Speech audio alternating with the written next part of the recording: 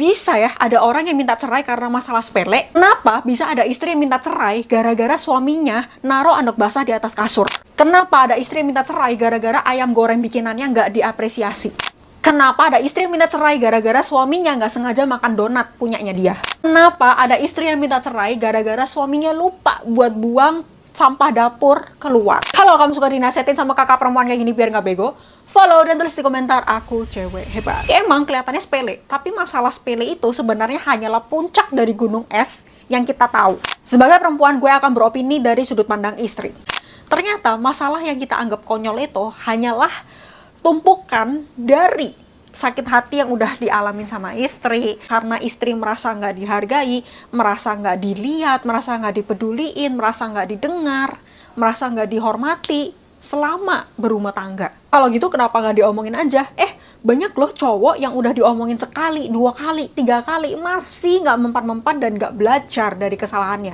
Diulang-ulang terus, yang lama-kelamaan bikin orang juga capek gitu ngasih tahu. Masa iya harus dikasih tahu terus? Masalahnya tuh gini, anak laki-laki di Indonesia terutama ya, seringkali kalau di rumah dimanjain sama ibunya, apa-apa diurusin sama ibunya.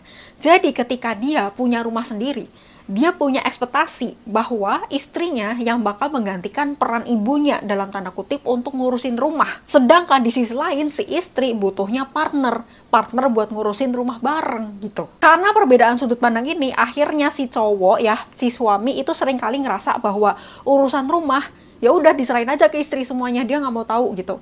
Padahal dalam urusan rumah tangga, dua-duanya harus punya ownership, harus punya responsibility. Jadi ketika dua-duanya punya rasa memiliki, maka dua-duanya akan ikut tanggung jawab untuk ngurusin rumah itu. Banyak juga cowok yang salah kaprah kalau tanggung jawabnya sebagai seorang suami itu cuman ngasih duit, padahal nggak berhenti sampai situ. Cewek juga butuh di-provide secara batin gitu ya, secara kenyamanan, keamanan, dan juga sebagai pasangan, perempuan juga butuh untuk sharing beban mental buat ngurusin rumah tangga. Apa-apa dikit-dikit soal rumah nanya ke istri. Jangan jadi suami yang cuek bebek soal rumah sampai nggak ngerti apa-apa tentang urusan rumah. Ini gimana caranya nyalain mesin cuci, ini gimana kalau bajunya kotor, ini gimana kalau rumahnya kayak gini. Emang sih perempuan suka kalau diajak diskusi, tapi bukan berarti dikit-dikit nanya ke istri. Itu namanya lo males mikir. Bikin keputusan meskipun dalam hal urusin rumah sekalipun itu adalah hal kompleks dan melelahkan. Karena kita harus mikirin pro-nya gimana, kontranya gimana. Jadi ini tuh beban yang harusnya di-sharing berdua. Gimana tanggapan perempuan soal ini? Tulis di komentar.